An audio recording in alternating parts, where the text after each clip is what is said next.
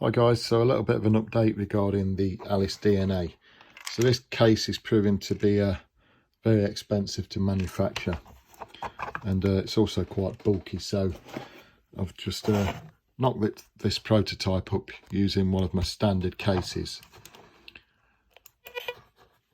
So if we boot Alice up, you'll get the flicker on the screen, and you'll also get a flicker from my lights, just because of the frame rate of the camera. So the screens to the naked eye, it's perfect. So you've got the red light flashing to show it's seeking. Scan. Amber, then green, followed by the audible announcement. And you've got scan there on the screen. So when the next announcement comes through, you'll see that scan will move down a line and the new word will appear, and it will also announce that. So the LED sequence, and we've got red at the top, scanning. When a message is or prompt's about to appear, you get the orange light and then the green. Sigh.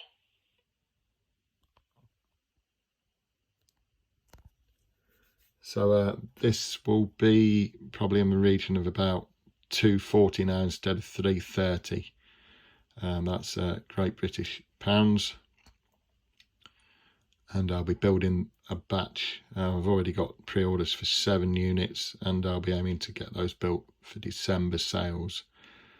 So if you'd like to be added to the waiting list, just pop me a PM or contact me at infraready.co.uk. I'll put those the website link down below. Just show the box a little bit longer. So it's powered on a 641.5 AA batteries. Tremor. It's got a basic on-off switch on the side. Core.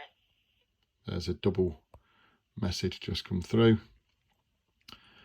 and yeah, it'll probably be finished off with a fascia plate with ITC DNA, and just to make it look a little bit tidier on the front. So look out, December sales. If you wish to pre-order, then please get in touch. Skip. And then I can add you to the waiting list.